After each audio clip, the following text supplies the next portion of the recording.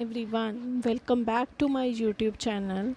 Now next question of process costing is seventh question. A batch of 600 units was introduced in a process at a rate of ₹20 per unit. तो 600 unit उन्होंने introduce किए process में, हर unit का rate था ₹20, उसमें से 500 unit complete हुए और उनको हमने फिनिश्ड गुड स्टोर में ट्रांसफ़र कर दिया।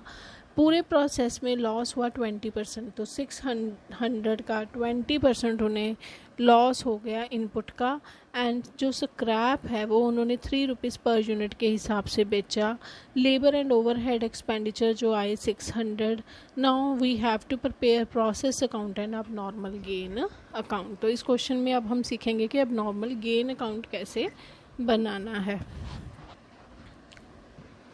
So this is the format of process account. अब मटेरियल उन्होंने इंट्रोड्यूस किया 600 units at a rate of 20 per unit था, तो 12,000 के वो हो गए। उसके बाद लेबर कॉस्ट उनकी आई है 600। क्वेश्चन में हमें इट इज़ गिवन 600। अब उन्होंने क्या बोला है कि जो नॉर्मल लॉस हो गया, तो बाय नॉर्मल लॉस कितना हुआ, जितनी इनपुट हमने डाली थी उसका 20%, तो ये बने 120 यूनिट्स। अब जो 120 यूनिट्स हैं उनको हमने आगे स्क्रैप में ₹3 पर यूनिट के हिसाब से बेच दिया। It comes out to be 360। अब देखो फिनिश्ड स्टॉक में कितना ट्रांसफ़र हुआ है।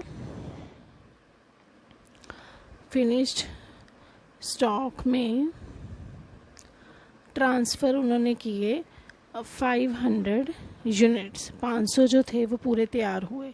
अब इस साइड का टोटल हमारा बन रहा है 520, लेकिन 620, लेकिन इधर का जो टोटल है दैट इज़ 600। तो बाकी जो 20 का बैलेंसिंग फिगर आ रहा है वो क्या माना जाएगा, अब नॉर्मल गेन। अब कंपनी को गेन हो गया प्रोसेस में।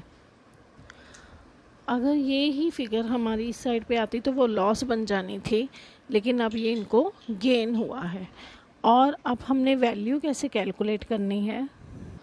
Now we have to calculate value of abnormal gain.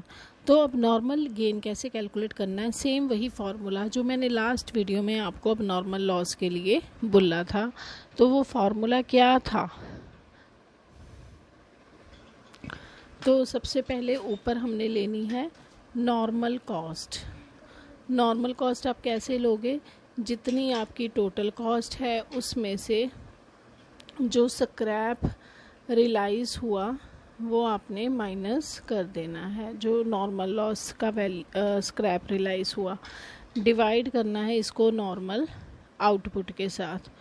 Normal output कौन सी लेनी है, जितनी आपकी इनपुट थी उसमें से कोई भी जो नॉर्मल लॉस हुआ है वो लेस करके नॉर्मल आउटपुट लेनी है। इनको अब मल्टीप्लाई कर देना है यूनिट्स ऑफ अब नॉर्मल, तब लॉस था, अब लिखेंगे units of abnormal gain. तो पहले यही फार्मूला हमने अब नॉर्मल लॉस कैलकुलेट करने के लिए लगाया था, अब वही हम value of abnormal gain. तो ये हमारी आ जाएगी value of abnormal gain is equal to normal cost upon normal output multiply units of abnormal gain. Normal cost कैसे करनी है, जो इधर हमारी नॉर्मल कॉस्ट है उसमें से स्क्रैप वैल्यू माइनस कर देनी है। तो ये क्या कितनी बन जाएगी, जैसे ये 12,600 में से 360 आपने माइनस करने हैं। 12,000 में से 600 में से 360 आपने माइनस करने हैं। अब नीचे लेनी है आपने नॉर्मल आउटपुट। तो नॉर्मल आउटपुट कैसे लेनी है, input minus normal loss. Input कितनी लगाई है 600, नॉर्मल लॉस कितना हुआ है 120। क्योंकि हम आउटपुट की बात कर रहे हैं तो ये भी चीज़ें जो हैं आपने यूनिट्स में लेनी है। अब तो ये आ जाएगी 480 multiply units of abnormal gain. तो गेन हमें हुआ है 20 यूनिट्स का, तो ये वैल्यू आपकी निकल आएगी 510। तो वैल्यू आ गई -360 upon 480 multiply 20। So this comes out to be 510। अब हमने यहाँ से वैल्यू ऑफ फिनिश स्टॉक निकाल लेनी है। चाहो तो जैसे मैंने आपको अब नॉर्मल लॉस के केस में भी बताया था कि यही formula value of closing stock के लिए भी अप्लाई ऐसे ही कर सकते हो। पहले normal cost upon normal output, फिर यहाँ मल्टीप्लाई कर दोगे यूनिट्स ऑफ क्लोजिंग स्टॉक के साथ। ऐसे ही कर सकते हो आप। चाहो तो आप उसे बैलेंसिंग फिगर भी निकाल सकते हो, जैसे 12600 माइनस 360 अपॉन 480 मल्टीप्लाई 500। तो इस तरह से भी आप इनकी वैल्यू निकाल सकते हो। ये आ जाएगा 12750। और आप ऐसे भी निकाल सकते हो, डेबिट साइड का टोटल किया 12,600 प्लस अब नॉर्मल गेन की वैल्यू है 510 माइनस नॉर्मल गेन है, तो ये आ जाएगा 12,750। जैसे आपको ठीक लगता है, आप चाहो तो आप इसे बैलेंसिंग फिगर लो, आप चाहो तो वही जो अब नॉर्मल लॉस या अब नॉर्मल गेन की वैल्यू के लिए हमने फार्मूला अप्लाई किया है, आप सेम वही फार्मूला यहाँ पे अप्लाई कर दो। बस यहाँ क्या हो जाएगा, यूनिट्स ऑफ क्लोजिंग स्टॉक, कितने यूनिट्स की आपने वैल्यू निकालनी है। तो this total comes out to be 13,110। अब उसके बाद हमने बनाना है, क्वेश्चन में उन्होंने हमसे पूछा है अब नॉर्मल गेन अकाउंट। अब अगर अकाउंट में गेन प्रोसेस अकाउंट में इधर है, तो अब नॉर्मल गेन अकाउंट में ये this side opposite side transfer करेगा प्रोसेस अकाउंट से। 20 यूनिट्स का अब नॉर्मल गेन हुआ, तो it comes out to be 510। उसके बाद जो अब नॉर्मल गेन की, अब नॉर्मल गेन होता क्या है कि भी जो आपका नॉर्मल लॉस होना ही होना था, वो जितना मतलब एक्सपेक्टेड था उससे आपको कम हुआ, तो इसीलिए अब नॉर्मल गेन हो गया। तो जितने नॉर्मल लॉस की स्क्रैप वैल्यू में कवर होता है, आपने उतना इस अकाउंट में ट्रांसफ़र कर देना है। यहाँ पे आप लिखोगे टू नॉर्मल लॉस अकाउंट।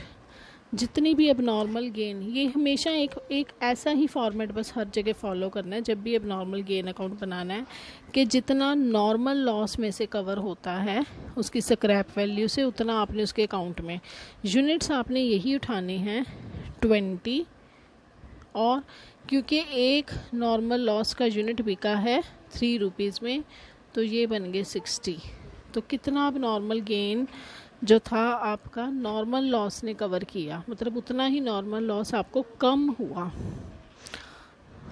और तभी आपका गेन हुआ है। जितना सोचा हुआ था उतना नॉर्मल लॉस नहीं हुआ। तो बाकी की जो बैलेंसिंग फिगर आएगी, अगर इस साइड आएगी तो वो आपका प्रॉफिट बन जाएगी, अगर क्रेडिट साइड आएगी तो वो लॉस बन जाएगी। तो कॉस्टिंग P&L अकाउंट में आपने उसे ट्रांसफ़र, नॉर्मल लॉस अकाउंट में भी ऐसे किया था, जो भी आ जाता है उसे फिर हम कॉस्टिंग P&L अकाउंट में ट्रांसफ़र कर देते हैं। तो ये जो 450 का डिफरेंस है, ये आपका प्रॉफिट आ गया, जिसे आप कॉस्टिंग P&L अकाउंट में ट्रांसफ़र कर दोगे। तो इस तरह से जो बैक वीडियो हमने की, उसमें मैंने आपको अब नॉर्मल लॉस कैलकुलेट करना और उसका अकाउंट बनाना सिखाया। एंड इन दिस क्वेश्चन पहले मैंने आपको अब नॉर्मल गेन की वैल्यू कैलकुलेट करनी सिखाई, फिर अब नॉर्मल गेन अकाउंट बनाना सिखाया, और जो मैं ये फार्मूला लिखवा रही हूँ या जो प्रोसीजर फॉलो कर रही हूँ ये हर क्वेश्चन में इसे ही फॉलो करना है। फिर आपने कोई सेपरेट कोई ये नहीं है कि इस क्वेश्चन में ऐसे बना है तो दूसरे में कुछ और हो जाएगा, तीसरे में कुछ और हो जाएगा, नहीं, सेम इसी वे से हर जगह अब नॉर्मल लॉस एंड गेन की वैल्यू कैलकुलेट होती है, एंड इसी तरह से ये अब normal loss and gain account बनते हैं।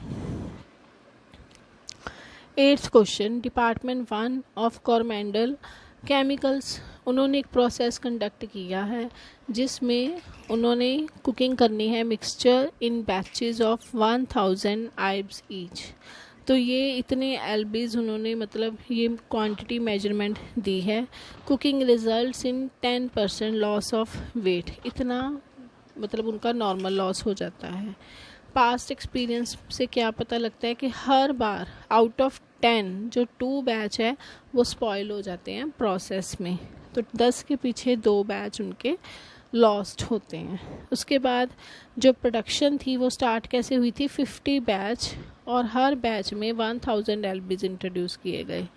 फिर प्रोडक्शन कंप्लीट होके फिनिश्ड में गई 34,200 एलबीज। कोई उनकी बिगनिंग या closing inventory work in progress नहीं है, और कॉस्ट कितनी आई 45,000 ड्यूरिंग द मंथ। अब यहाँ से हमने प्रोसेस अकाउंट बनाना है। बहुत सिंपल प्रोसेस अकाउंट है ये बनाना, प्रोसेस अकाउंट।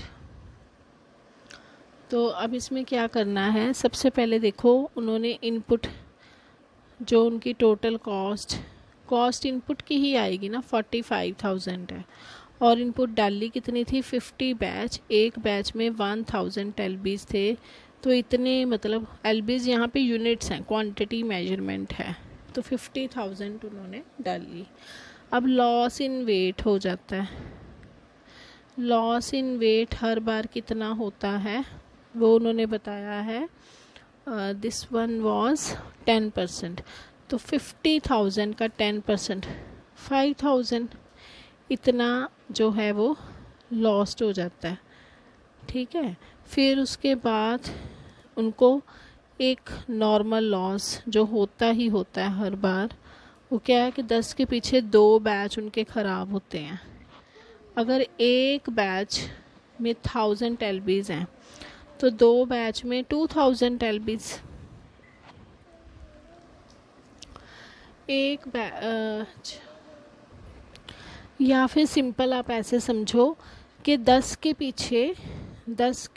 पीछे उनके 2 बैच ख़राब होते हैं, तो हम उनके टोटल बैच कितने हैं 50 के पीछे हम कैलकुलेट कर लेते हैं, तो 2 बैच होते हैं 10 के पीछे, तो 50 बैच थे टोटल, तो कितने ख़राब होंगे। और फिर जितने बैच आ जाएंगे हर बैच में कितने एलबीज हैं 1000, उनको 1000 से आप मल्टीप्लाई कर देना, तो ये बन जाएगा 10,000। अब क्वेश्चन में उन्होंने बताया है कि फिनिश्ड आउटपुट कितनी तैयार हुई है, तो फिनिश्ड जो स्टॉक तैयार हुआ है वो 34,200 एलबीज। अब इस साइड के हैं 50,000 और इस साइड का टोटल बन रहा है, अगर मैं इनको सबको ऐड करूं तो ये बन जाएगा 49,200। क्रेडिट साइड के एलबीज का टोटल, मतलब क्वांटिटी ही दोनों तरफ मैच नहीं कर रही, इस वाली साइड पे कम है और इधर जितना 800 यूनिट कम है। तो मैंने आपको आगे भी बताया कि अगर ये क्रेडिट साइड पे कम आ रहा हो तो इसका मतलब ये क्या हो गया है, लॉस। अब नॉर्मल लॉस ये आपकी अब क्या है, बैलेंसिंग फिगर, जो आपने दोनों साइडों को बैलेंस करने के लिए निकाल ली। अब हम बात करते हैं रुपी कॉलम की, तो ये तो लॉस इन वेट ही हो गया।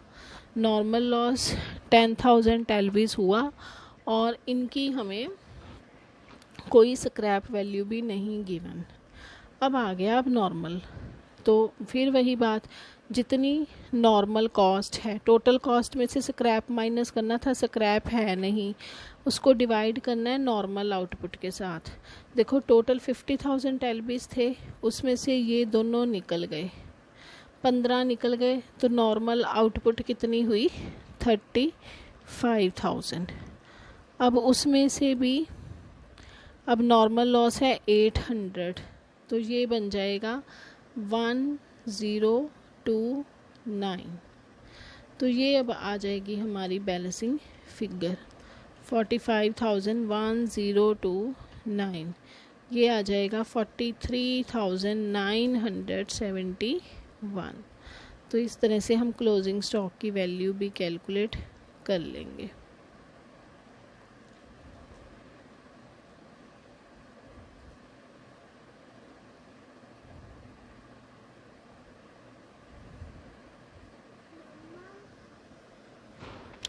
तो इस तरह से हम इस क्वेश्चन को करेंगे। 9th question, in a factory the product passes through two process A and B. A में 5% लॉस होता है, बी में 2% लॉस होता है, nothing being realised by disposal of waste, तो कोई स्क्रैप वैल्यू रियलाइज नहीं होती। अब ए में उन्होंने डाला क्या था, 10,000 यूनिट ऑफ मटेरियल डाले थे, ₹6 पर यूनिट के हिसाब से। मटेरियल लेबर ओवरहेड का खर्चा गिवन है। आउटपुट हुई 9300 units from process A, 9200 units in process B, जो उन्होंने वेयर हाउस में ट्रांसफ़र कर दी। जो 8000 यूनिट से फिनिश प्रोडक्ट को उनको आगे सेल भी किया, तो ये अब न्यू पॉइंट आ गया, सेल का पॉइंट आ गया। सेलिंग एंड डिस्ट्रीब्यूशन का खर्चा भी हुआ, तो हमने पहले प्रोसेस अकाउंट बनाने हैं, फिर P&L स्टेटमेंट बनानी है, कोई ओपनिंग स्टॉक नहीं है, और profit and loss find out करना है। सबसे पहले देखो प्रोसेस ए में मटेरियल कितना है, 10,000 यूनिट आए, 6 के हिसाब से ये यूनिट्स ₹60,000। उसके बाद लेबर का खर्चा हुआ 10,000, ओवरहेड्स 6,000।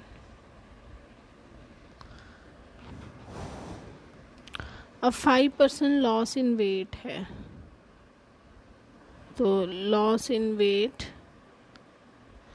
10,000 यूनिट इंट्रोड्यूस किए थे, उसका 5% लॉस्ट हो गया, 500 यूनिट्स। उसके बाद अब हमें उन्होंने क्या बताया हुआ है, फिनिश स्टॉक में कितना ट्रांसफ़र किया। फिनिश स्टॉक में तैयार हुए हैं 93, जो कि चले गए प्रोसेस बी में। अभी यहाँ नहीं फिनिश स्टॉक आप लिखोगे, अभी वो प्रोसेस बी में गए। अब देखो इधर का टोटल है 10,000, डेबिट साइड का, क्रेडिट का बन रहा है 9800, तो बाकी 200 हमारा क्या हो गया, अब नॉर्मल लॉस। तो उसकी वैल्यू सेम आप कैसे कैलकुलेट करो, जे साइड का टोटल किया तो ये बन जाएगा 76 में से स्क्रैप तो कुछ रियलाइज़ नहीं हुआ, 76 को ये 76,000 को आपने नॉर्मल आउटपुट के साथ डिवाइड करना है। नॉर्मल आउटपुट कितनी है, जितने इधर यूनिट्स हैं उनमें से नॉर्मल लॉस वाले यूनिट्स माइनस करो, 9500 multiply units of abnormal loss 200 के साथ जब आप करोगे तो this comes out to B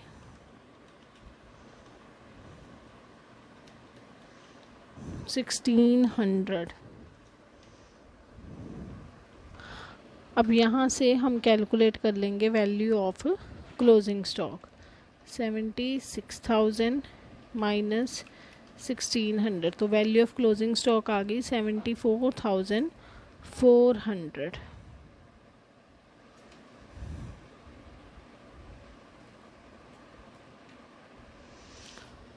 उसके बाद नेक्स्ट आपको प्रोसेस बी बनाना है। प्रोसेस ए से आया, प्रोसेस ए से आया है 74,400 का 9,300 यूनिट्स। अब इनका मटेरियल हमें एडिशनल कितना पड़ा, 6,140 लेबर कॉस्ट पड़ी है 6000, ओवरहेड्स हैं 4600 और नॉर्मल लॉस हो गया या लॉस इन वेट जो था वो कितना हुआ है। तो वो क्वेश्चन की स्टार्टिंग में बोल रहा है 2%। तो इस प्रोसेस में इनपुट आई थी 9300, उसका 2% किया तो 186, जिसने रियलाइज़ कुछ नहीं किया। अब आ गया क्लोजिंग स्टॉक 9200 तैयार हुए। क्लोजिंग स्टॉक नहीं, अब आप उसे लिखोगे फिनिश्ड स्टॉक, क्योंकि वो अब वेयर हाउस में जाएगा। Finished stock. और देखो अब इस वाली साइड का टोटल बन रहा है 9386 और इधर का 9300, 86 का फ़र्क आ रहा है डेबिट साइड पे। तो वो अब आपका क्या बन जाएगा, अब normal gain, and this will be 86। Value कैसे निकाल लोगे, ये वाली साइड का टोटल करो।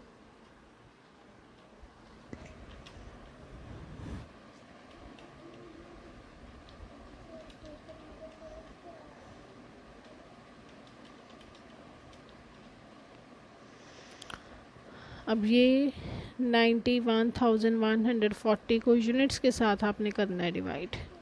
तो 9300 में से नॉर्मल लॉस के यूनिट्स 186 माइनस किए 9114 मल्टीप्लाई, अब नॉर्मल गेन हुआ है 86 यूनिट्स का, तो ये आ जाएगा 860। अब हमने यहाँ से value of finish stock calculate कर लेनी है। So this will comes out to be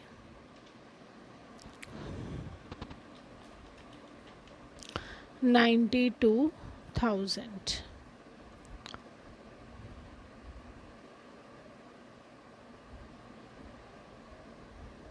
अब क्वेश्चन में उन्होंने हमें statement of profit and loss find out करने को कहा है ताकि निकाला जा सके प्रॉफिट एंड लॉस।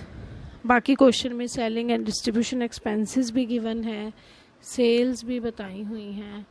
तो फिर इसीलिए हम अब सबसे पहले बनाएंगे प्रॉफिट एंड लॉस अकाउंट।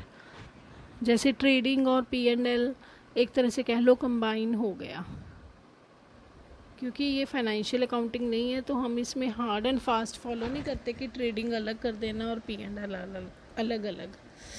तो सेल्स हुई हैं 8000 यूनिट्स की और सेलिंग प्राइस पर यूनिट था, it was given 15 per unit.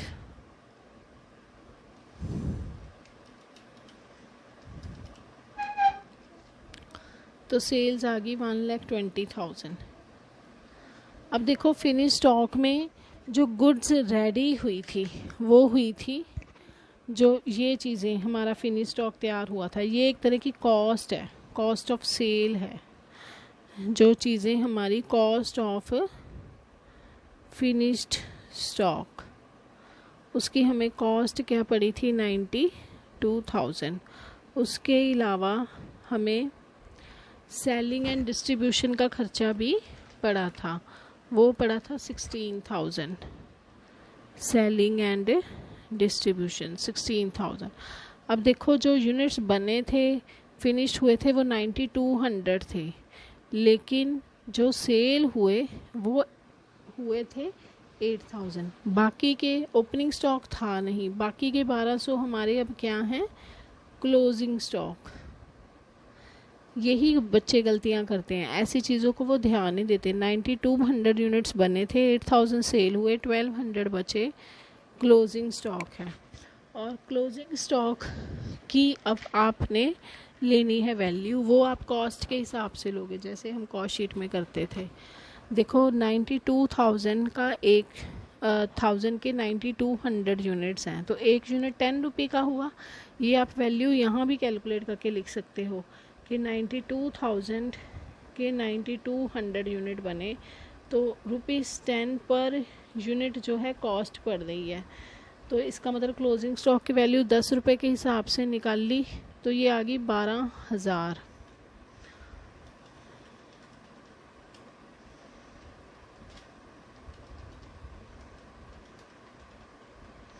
तो this comes out to be 24,000। ये P&L का प्रॉफिट आ गया।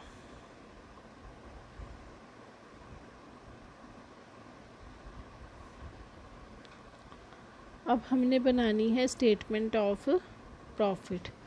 तो इसमें पहले ये अब आइटम देखो, ये P&L हमने जैसे फाइनेंशियल अकाउंटिंग में करते होते हैं सेम ऑलमोस्ट वही फॉलो किया है, बस ये है कि हमने ट्रेडिंग और P&L की डिस्टिंक्शन नहीं की। उसके बाद अब ये आगे profit as per P&L account, ये बन रहे हैं 24,000। अब यहाँ इस स्टेटमेंट में हमने अब नॉर्मल लॉस और गेन का ट्रीटमेंट करना है, तो जो ऐड कर दो जो आया अब नॉर्मल गेन। गेन आपका निकला इन प्रोसेस बी, और लेस कर दो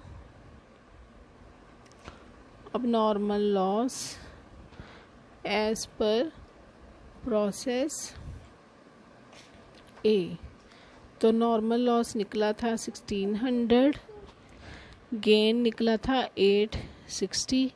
यहाँ से अब हमारे फाइनल प्रॉफिट्स या फिर लॉस आ जाएंगे। पॉजिटिव है तो प्रॉफिट है, नेगेटिव है तो लॉस है। 24,860 माइनस 1600, तो 23,260 विल बी योर आंसर। तो अब इस क्वेश्चन में वैसे अब नॉर्मल लॉस और गेन का पॉइंट देखें तो कुछ भी नया नहीं था, लेकिन देखा जाए तो इसमें आपने स्टेटमेंट ऑफ प्रॉफिट सीखी कैसे बनानी है, P&L अकाउंट सीखा, सेल का ट्रीटमेंट देखा, क्लोजिंग स्टॉक देखा कैसे निकालना है, फिर अब नॉर्मल लॉस और गेन को P&L स्टेटमेंट में कैसे डील करना है। This was new in this question. So next question अब आपको करने कंफर्टेबल हो जाएंगे, क्योंकि अब मैंने आपको बता दिया कि अब नॉर्मल लॉस और गेन का कैसे कैसे हमने ट्रीटमेंट करना है। तो अभी तक यहाँ तक जो भी आपको डाउट हो, you can ask me in comment section. अब नॉर्मल गेन को अब नॉर्मल इफ़ेक्टिवनेस भी बोला जाता है, एंड अब नॉर्मल लॉस को अब नॉर्मल वेस्टेज भी बोला जाता है। So this was whole for the day. Please like, share and subscribe. Thank you.